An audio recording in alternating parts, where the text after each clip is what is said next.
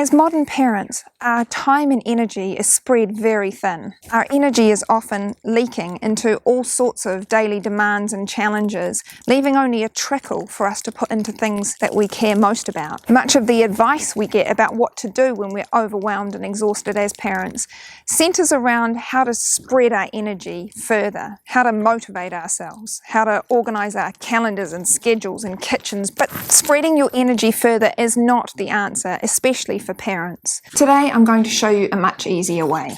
3 simple rules that we share with the families we work with at Peace Talks, including Matthew, a father of 3 who came to us because he was so drained by the effort of balancing the demands of his life and his family that he was scared he was going to lose everything: job, marriage, even his children. You can use these as a way to audit all of the ways you spend your time and energy so that you can see what's actually working for you and what needs to go in order to make your family life work better. You can think of your capacity as a garden hose. The water that comes out of the hose represents all of your precious life energy. The important thing to notice about this hose is that for it to be any use at all, you need it to point at something. The garden, that is your life, which you create daily through the flow of your energy. This garden is different for everyone, but you might want it to include your children, your family, your friends, your community, the specific projects and passions that you care about, the people you love, the things you love to do with your time. Your garden is what you want all of your energy to be directed at. So rule number 1 is direct your energy with care. What tends to happen in the mix of our busy lives is that we tend to forget to direct our hose. Commitments and demands spring up from every side and we react to them, pointing our energy in all sorts of directions that aren't the things that are most important to us. The garden that Matthew really wanted to nurture was a simple, loving home with his children, with his wife, his passion for music, his hobbies, time to read and spend time with a few close friends. But when we actually looked together at how he was actually spending his time, he noticed the majority of his energy was pouring into his job, which was in a field he didn't particularly want to continue in. He was regularly checking social media throughout each day, leaving him quite anxious and depressed. He was attending weekly social obligations at work with extended family and neighbours. And most days he was driving his children to activities like soccer and dance lessons that he wasn't 100% sure they even enjoyed. Only quite a small percentage of his time and energy was actually making it to the things that mattered to him the most: his garden. Each of these other commitments was acting like a patch of weeds that he was watering with his energy. He was putting so much energy into these weeds that they were growing up and overtaking his whole garden. As we'll see in rule number 3, the size of your garden matters quite a lot. As a parent, all sorts of things are going to call for your attention, and if you're not crystal clear where you want your energy to go, all of your energy is going to leak into this. So what are the flowers that you want in your garden? Where are the little saplings that you've planted that you want to care for? Where are the bulbs that you want to tend for next spring? These are the things that you want to determinedly point your hose at. The secret to creating a meaningful life that's less overwhelming as a parent is being crystal clear about what you want in your garden and making sure that your energy, as much of it as possible, makes it to those things, the things you care about the most. Any new request that comes into your life, any new task or job or committee or social engagement that wants your energy, you can just ask yourself, is this a flower that I want in my garden? So let's assume that you know exactly what you want in your garden and you've got your hose pointing at it. Even then, you may still be exhausted as a parent. This is because very often there are little holes in our hoses leaking energy. Any one of these holes doesn't reduce the flow from our hose very much, but the cumulative effect of many hundreds of these is to reduce our energy to just a trickle. We need to figure out what's causing those holes and patch them up really fast. In my work with parents, there's one thing I've noticed that puts holes in hoses faster than, you know, those funny little lawn shoes that have nails in them and they go down, and it's this little word: should. And it's demanding cousins: must and have to. Anything that you're doing in your life because you think that you should, have to, or must is likely to be draining your energy.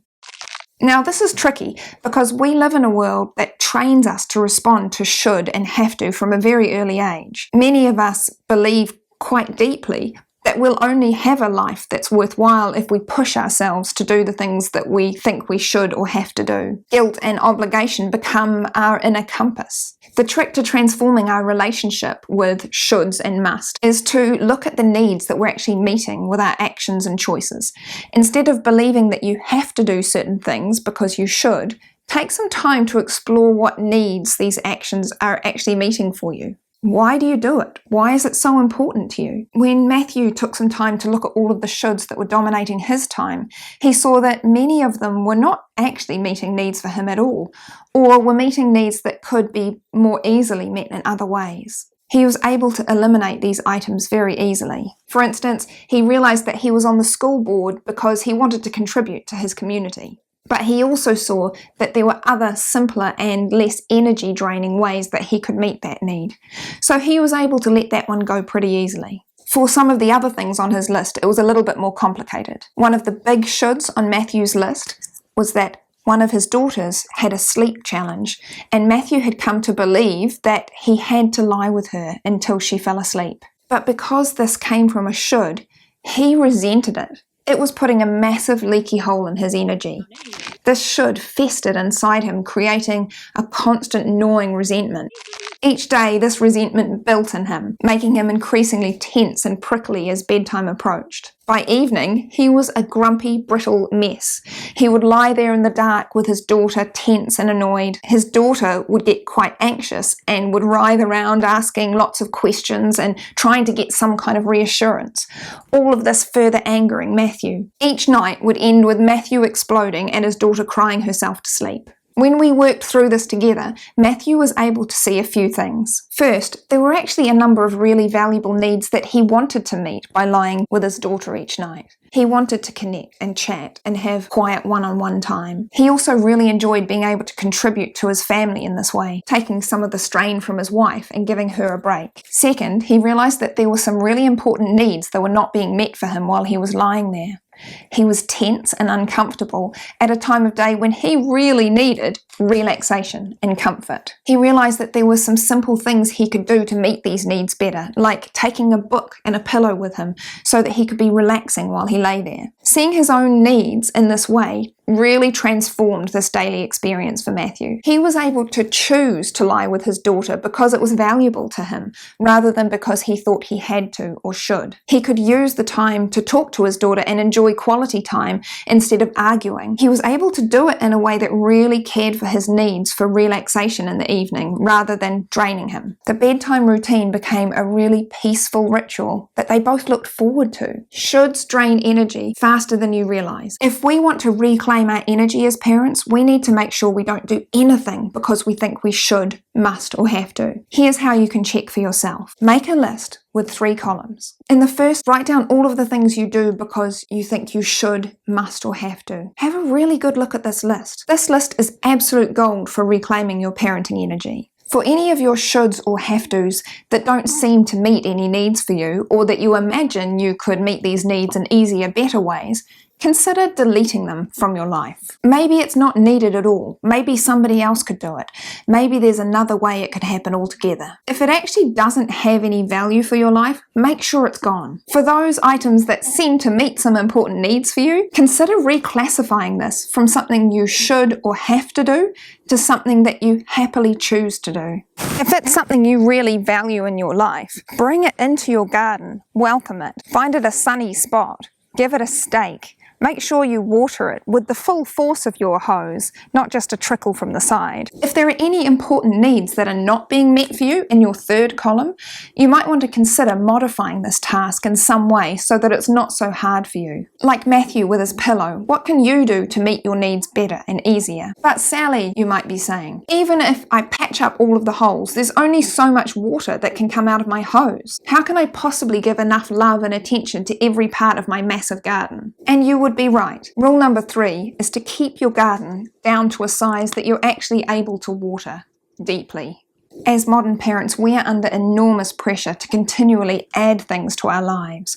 More activities, groups, things for our children to do, and things for us to care for. More stuff, more issues to worry about. Our world is constantly encouraging us to do lots superficially. So we're ever expanding our gardens. But the truth is, we have limited time on this planet and very limited time with our children. When we expand our gardens, the amount of energy we have to care for it is spread over a wider and wider area.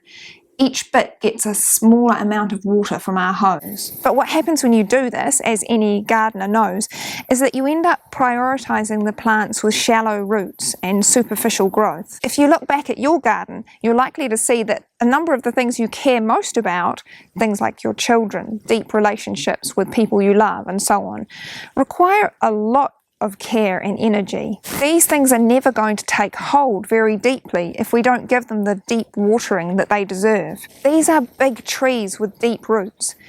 They need a lot of our energy and attention in order to really take hold. The trick is to start the other way around and ask, how much water does it actually take to care for the plants I most want in my garden? How much time and energy do you imagine it would take to properly care for those things? How many hours per day, per week, per month would you want to devote to these things to give them the deep care and energy that they actually deserve for their roots to take hold properly? When Matthew actually looked at his life, he realised that the things he cared about the most, his family, his children, his passions, were getting the same superficial spray of water as the things he cared very little for. As soon as Matthew set aside deliberate, conscious time to nurture the parts of his life he cared most about, these parts started to actually thrive. So what if you've planned your garden, you've pointed your hose, you've made sure you've patched up all the leaks, you've made sure that the biggest and most important plants have got the deepest water? What if you still don't feel like you've got enough energy to care for everything that's in your garden? For so many parents, the daily grind of caring for children, the conflict, the behaviour, these things take so much energy they don't feel that they've got enough to go around. Thankfully, there are some very reliable steps we can take to reduce that daily chaos in our family, and I'll talk you through them in this next video.